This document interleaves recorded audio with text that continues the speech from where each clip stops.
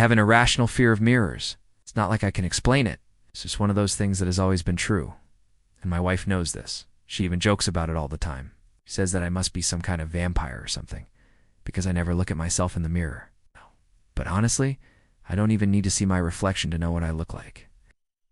I mean, how hard is it to imagine what you look like when you take a shower every day?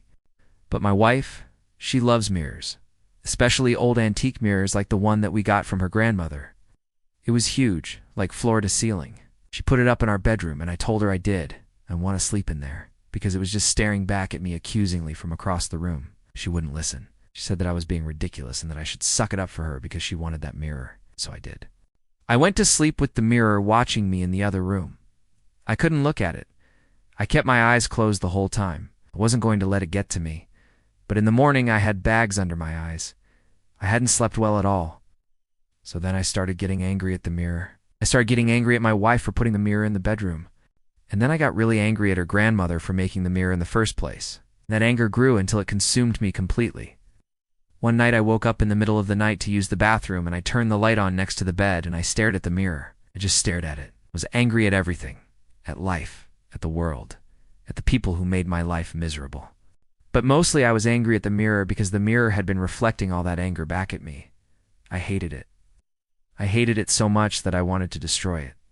So I got out of bed and I grabbed a hammer that was hanging on the wall next to the door, and I brought it down onto the mirror.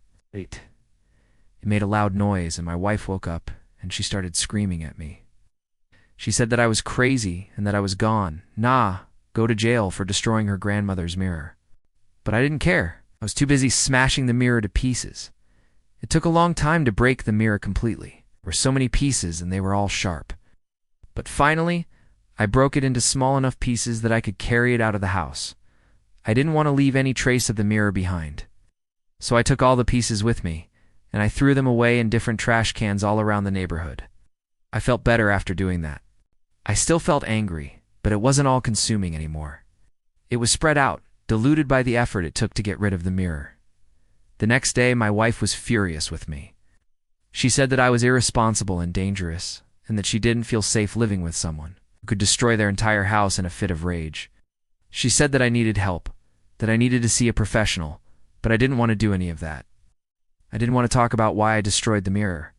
All I knew was that I didn't like mirrors, and I never would again. And so I didn't say anything. I just let her scream at me for a while, because deep down, I knew that I was right. I didn't need anyone else to tell me that I was right. I didn't need help. I didn't need a reason. I just knew that I didn't like mirrors. But my wife, she wasn't having it. She said that I had to do something to make it up to her, that I had to buy her a new mirror to replace the old one. And I told her that I wasn't going to do that. I wasn't going to replace the mirror, but she wouldn't listen. She kept saying that I had to do something, that I had to fix this, that I had to make it right. But I didn't want to. I wanted to keep the mirror gone, and so we argued about it. We argued about the mirror. We argued about what I should do to fix it. Then finally she gave up. She said that I could keep my stupid mirror if that's what I wanted. But then she said something that I wasn't expecting. She said that she was leaving me. She said that she couldn't live with someone who hated mirrors, who was afraid of mirrors. She said that I needed to learn to confront my fears, and that she was going to be the one to help me do it. She packed up her stuff and she moved in with her sister, and I was left alone in the house with my stupid mirror. And for a while I was okay with that.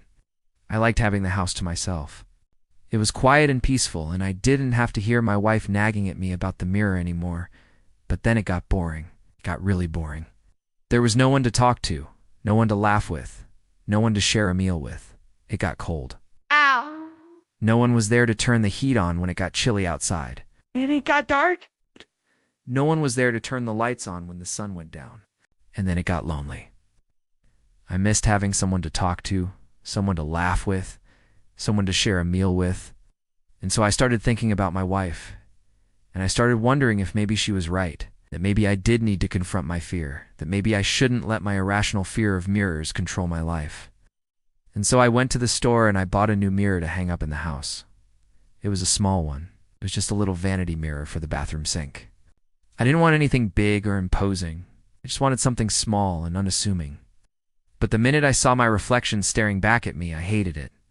I hated it just like I thought I would, and so I took it back to the store. But something was different this time. Something had changed. I don't know if it was the fact that I had smashed the last mirror, or the fact that I'd spent so much time alone, or the fact that I'd missed my wife so much, but something had changed. I didn't hate seeing my reflection. I didn't hate the mirror. I didn't even hate me. In fact, I liked it. I liked seeing my reflection. I liked seeing my smile.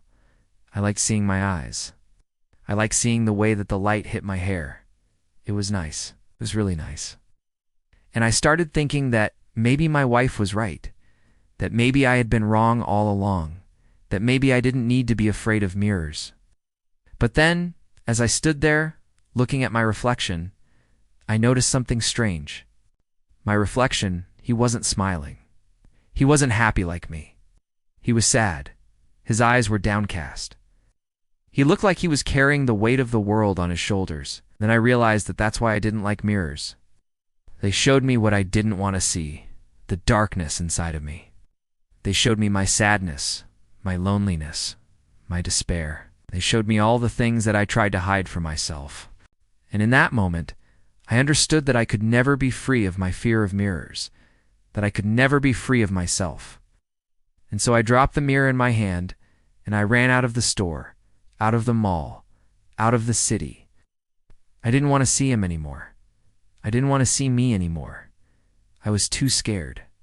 I was too scared to see what was inside of me.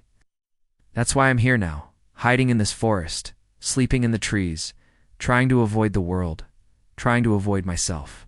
Because if I go back to civilization, if I go back to society, if I go back to people, I'll have to look in the mirror again, and I don't want to do that.